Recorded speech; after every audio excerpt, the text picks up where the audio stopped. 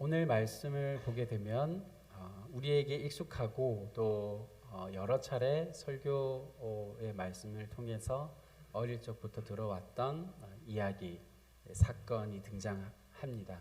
그것은 오병이어의 기적 사건입니다. 예수님께서는 지난 시간에 어제 우리가 함께 보았던 대로 그 예수님을 죽이려고 했었던 유대인들과의 그 대화, 예수님의 어떻게 보면 변호라고 할 수 있는 그 말씀을 하신 이후에 오늘 본문을 보게 되면 1절에 그 후에 예수님께서 이 오병이어의 사건을 일으키시게 되었다라고 요한복음 우리에게 들려주고 있습니다. 예수님께서 그렇게 해서 다시 갈릴리로 돌아오셨음을 보게 됩니다.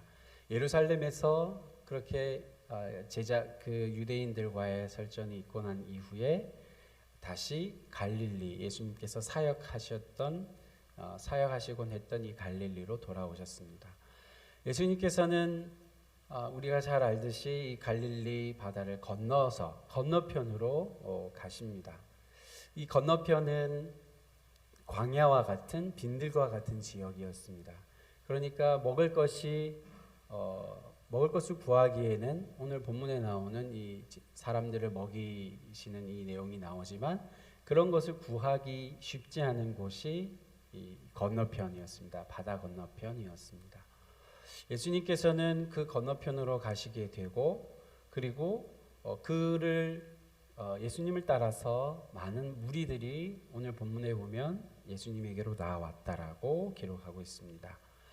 예수님께서 아마도 병자들을 또 빈들에서 이 건너편 빈들에서 고쳐주시는 그러한 이적과 표적을 행하셨던 것 같습니다. 그런데 사람들이 이제 날이 저물어서 예수님께로 나오는 많은 무리들을 예수님께서는 보시고 그리고는 그들을 어떻게 해야 할지, 그들이 배고픈 상황, 먹을 것이 필요한 상황 앞에 이제 놓이게 되셨습니다. 그래서 예수님께서는 그 가운데 어떻게 됩니까? 그 무리 중에 한 아이가 가지고 있었던 이 오병이어를 예수님께 가져오게 하시고 오늘 본문에서는 조금 요한복음은 조금 다른 부분이 등장합니다. 그러니까 이 안드레 제자가 나오고 또 빌립의 제자가 등장을 하지만 어쨌든 이 한 아이가 가지고 온 보리떡 5개 그리고 물고기 2마리를 가지고서 많은 사람들을 예수님께서는 먹이십니다. 예수님께서 이와 같이 놀라운 아마도 제자들과 많은 사람들이 보기에 이 놀라운 기적을 행하셨던 일을 아마도 그들의 마음 가운데 각인이 되었던 것 같습니다. 그래서 사복음서 모두에서 이 오병이어의 기적 이야기가 빠지지 않고 기록되어 있는 것을 볼 수 있습니다. 오늘 말씀 가운데에서 역시 예수님께서는 그와 같이 이 보리떡 5개와 물고기 2마리를 가지고서 축사하시고 하늘을 향해서 하나님께 기도하신 후에 사람들에게 나누어 주십니다. 그리고는 나누어 주시고 다 먹고 5,000명이나 되는 사람들이 먹고 남은 것을 거두게 하시는데 12광주리가 되었다, 12바구니에 찼다라고 기록하고 있습니다. 이와 같이 놀라운 5,000명이나 되는 사람들을 먹이신 놀라운 이적, 놀라운 표적을 예수님께서 행하셨습니다. 많은 사람들이 그 이적을 경험하고 그 제자들을 포함한 많은 이들이 놀랐을 것입니다.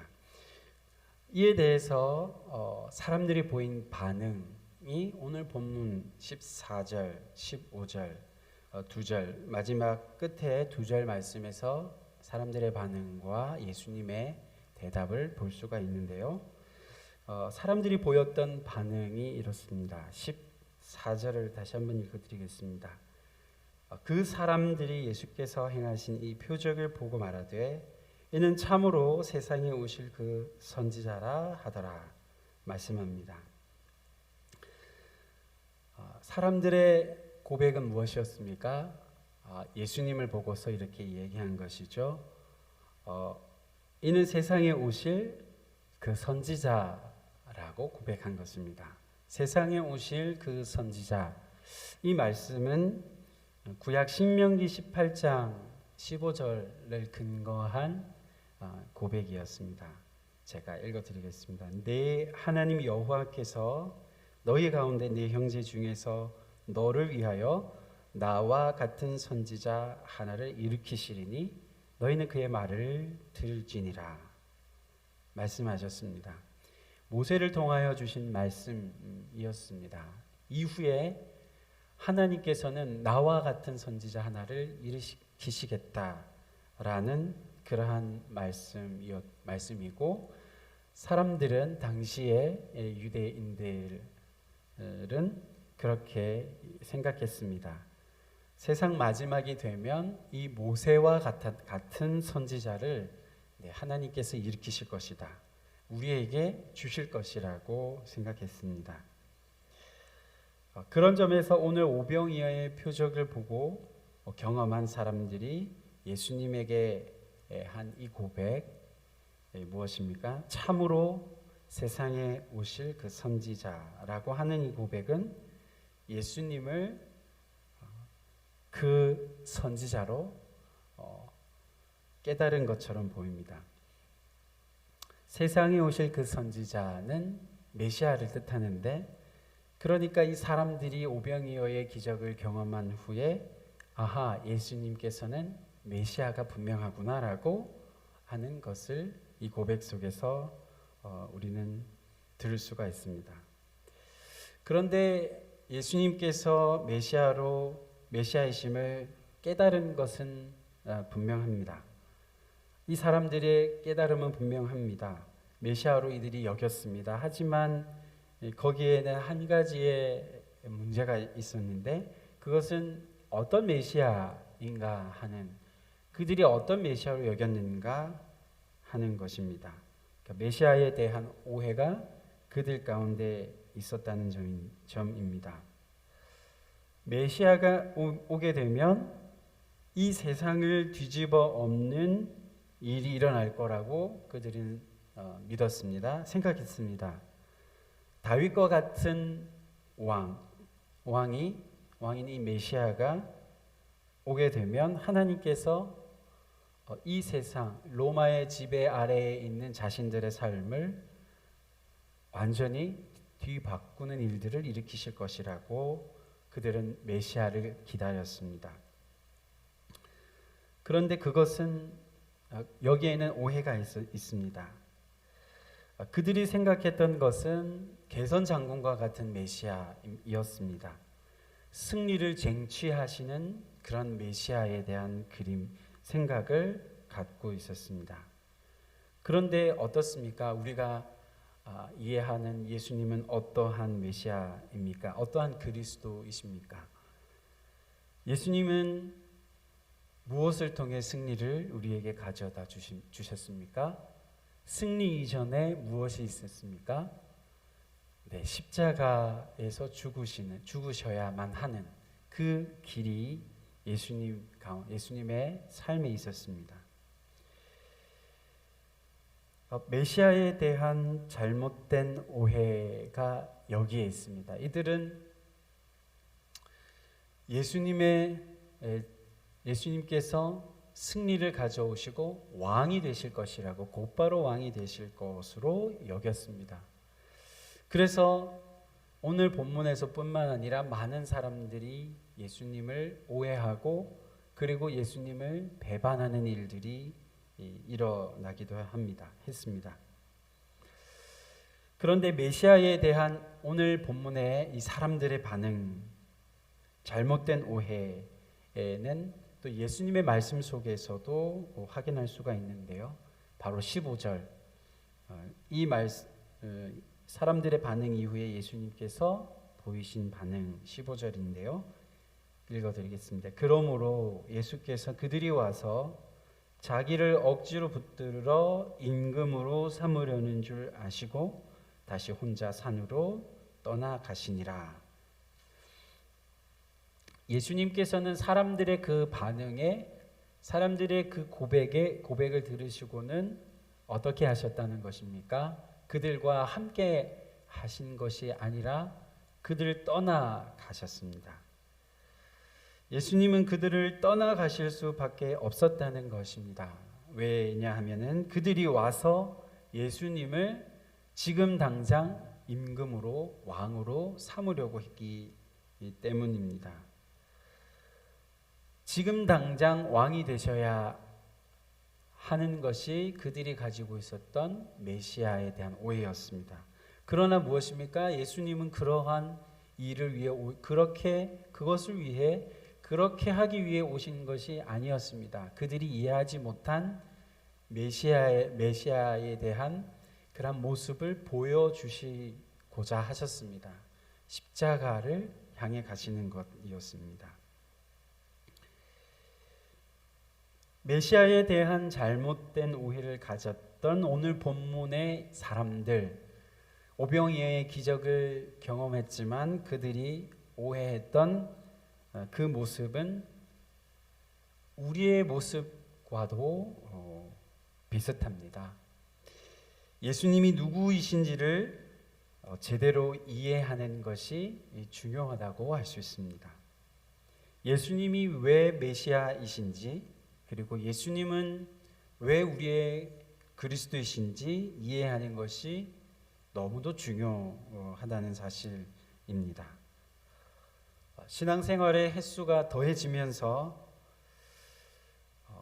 나는 예수님이 왜 나의 구원자인지, 예수님이 왜 우리의 메시아인지, 그리스도인지 그 이해가 더 깊어지시고 있는지, 아니면 그것에 예수님이 누구신지에 대한 이해가 그저 처음 예수님을 믿었던 때에 머물러 있는 것은 아닌지 되돌아보고 자신을 점검하는 것은 중요한 일이라고 할 수 있습니다.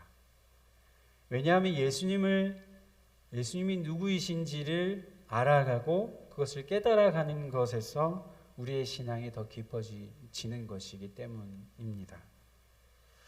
그래서 예수님이 누구이신지, 예수님이 어떠한 의미에서 그리스도인지 메시아인지를 나름대로 정리하는 것이 필요합니다.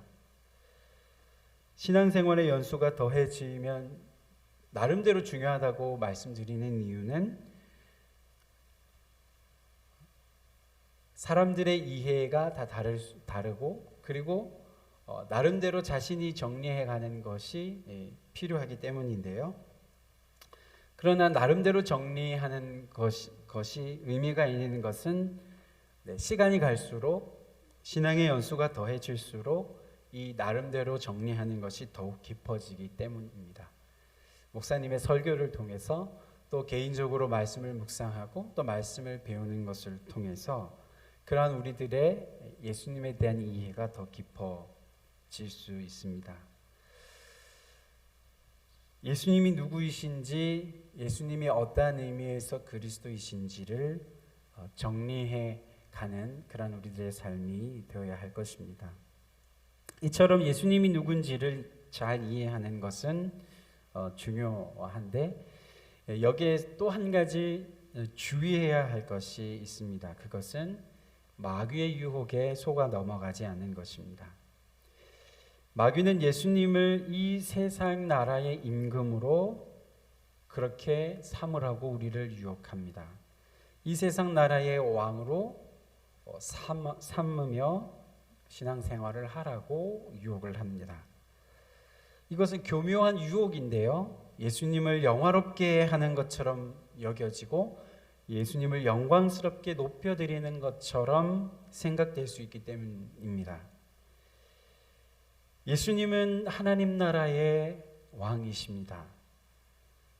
이 하나님 나라는 예수님이 오심으로 시작되었고 아직까지 완성되지 않은 하나님의 나라입니다. 예수님은 그러한 하나님 나라의 왕이신데 마치 세상 나라의 왕으로 예수님을 삼으라고 마귀는 우리에게 유혹할 때가 있다는 것입니다. 물론 예수님은 온 세상의 온 땅의 왕이신 것은 분명합니다. 그런데 정확하게 이야기하면 예수님은 온 세상의 왕으로 선포되었고 그리고 장차 온 세상의 왕이 되실 그러한 분이십니다. 어디에서 이 한 일이 이루어졌습니까? 바로 십자가에서, 그리고 죽으시고 부활하신 그 2000여 년 전에 예수님의 오심을 통해서 그와 같은 예수님의 승리가 이루어졌습니다. 그리고 온 세상의 왕으로 이 어둠의 주관자들을 물리치고 왕으로 선포되셨습니다. 그런데 완전히 하나님 나라가 이루어지기까지에는 아직까지 남은 시간이 있습니다. 장차 하나님의 때가 되면 예수님께서는 다시 오시겠다고 약속하셨고 재림하시겠다고 약속하셨고 하나님 나라를 이 땅 가운데, 이 세상 가운데 완성해 주시겠다고 하셨습니다. 그런데 아직까지 남아있는 것들이 있습니다. 그것은 2000여 년 전에 패배하였지만 그러나 이 마귀의 졸개들이 아직 이 세상 가운데 영향을 행사하고 있다는 것입니다. 그런데 마치 예수님께서 재림하셔서 하나님 나라가 완성이라도 이미 된 것처럼 그렇게 신앙생활을 하는 사람들이 있습니다. 예수 이름으로 모든 것을 할 수 있다고 말하는 사람들이 있습니다. 믿음 안에서 능치 못함이 없다고 말하는 사람들을 볼 수가 있습니다. 믿음의 능력을 제가 이 자리에서 부인하거나 그것에 대해서 가치 없는 것이라고 말씀드리는 것이 아닙니다. 분명 믿음은 우리들에게 놀라운 능력을 가져다 주는 것임에 틀림없습니다. 세상이 알지 못하고 세상이 이해할 수 없는 하늘의 능력을 믿음 가운데 우리는 받아 누리고 살아갑니다. 그러나 우리들에게 분별력이 필요합니다. 그저 믿음이면 모든 것이 다 될 것이라고 여기는 것이 문제가 되는 지점입니다. 예수님이 누구이신지 앞서 말씀드렸던 것처럼 제대로 이해하지 않고 그저 믿음만을 강조하는 행위가 문제가 되는 지점입니다. 마귀의 졸개들이 이 세상 가운데 여전히 남아 있습니다. 그래서 믿음을 가지고 있지만 믿음대로 모든 것이 다 되지 않을 때가 있음을 인정할 수 있어야 합니다. 때로 기도해도 응답되지 않는 경우가 있음을 받아들일 수 있어야 합니다. 지금 말씀드리는 믿음 만능주의라고 표현할 수 있는 이러한 것을 우리는 믿음 생활을 하는 가운데에서 주의해야 하고 분별해야 하고, 그리고 그러한 마귀의 유혹에 넘어가지 않도록, 빠지지 않도록 우리 자신을 믿음 가운데 올바르게 세워야 합니다. 사실 이 지금 말씀드리는 믿음 만능주의와 같은 모습들은 거룩한 것처럼 보일 수 있습니다. 너무나도 믿음이 있는 것처럼 여겨질 수 있습니다. 그러나 사실 그 속에는 너무나도 세속적인 욕망이 그 안에 감추어져 있다고 하는 사실을 분별할 수 있어야 합니다. 믿음으로 사실은 모든 것을, 내가 하고 싶은 모든 것을 하려고 하는 그 욕망이 그 속에 담겨 있을 수 있다는 사실을, 그 유혹이 있다는 사실을 분별하여서 믿음으로, 올바른 믿음 위에 살아가는 것이 필요하다는 말씀입니다. 오늘 본문에서 예수님을 억지로 붙들어서 임금으로 삼으라고, 그렇게 삼으려고 했었던 이 사람들처럼 우리가 믿음 안에 들어왔지만, 그리고 예수님을 믿고 따라가지만 우리 안에 있는 욕망을 부추기는 그런 마귀의 교묘한 속임이 있을 수 있습니다. 분별력을 가지고서 그 마귀의 유혹을, 그 간사한 속임에서 우리가 벗어나야 할 것입니다. 그리고는 우리가 이렇게 고백해야 할 줄로 믿습니다. 주님의 뜻이, 주의 뜻이 이루어지기를 원합니다. 주님, 나의 삶 속에 주의 뜻이 이루어지기를 원합니다. 내가 다 이해하진 못하였지만 주님, 저에게 일러주신 그 주님의 뜻이, 주님, 우리의 가정 가운데 온전하게 이루어지기를 원합니다. 내 뜻이 아니라, 주님, 내가 이루고자 하는 것이 아니라 주께서 내 삶 가운데 이루시기를 원하시는 그 주님의 뜻이, 주님, 우리의 삶의 자리에 이루어지기를 원합니다 라고 하는 기도의 제목으로 하나님 앞에 기도하는 것이 중요할 것입니다. 이러한 모습으로 오늘도 하나님께서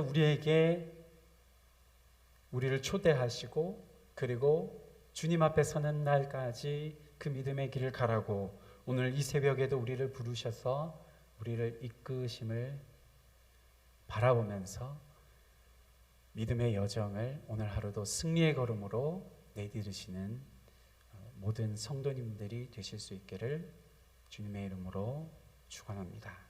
기도하겠습니다. 하나님 아버지, 그렇습니다. 예수님께서 사람의 몸을 입으시고 우리에게 오셔서 우리의 구원자가 되시기 위하여 십자가에 죽으시고 부활하신 그 놀라운 사실을 우리에게 믿음 가운데 허락하여 주심을 감사합니다. 주님이 어떻게 해서 우리의 구원자가 되셨는지, 그리고 어떻게 우리가 이 믿음 안에서 예수님을 섬기고 하나님을 섬길 수 있는지 올바르게 이해하고 알아가고 배워가는 것을 우리에게 말씀하여 주시니 감사합니다. 주님이 새벽에도 우리가 그러한 올바른 믿음 위에 서서 오해가 아닌 올바른 이해의 바탕 위에서 믿음의 생활을 분별력 있게 해나가는 우리들의 삶이 되게 인도하여 주시옵소서. 때로 우리를 유혹하고 때로 우리를 잘못된 그러한 믿음의 모습으로 우리를 넘어뜨리려고 하는 어둠의 세상 주관자 이 마귀의 속임을 주님, 우리가 눈여겨서 보고 그것을 분별하여 깨어서 하나님, 오늘 하루도 하나님이 원하시는 뜻이 이루어지기를 원합니다. 주님의 뜻이 나의 삶 속에 이루어지기를 원합니다.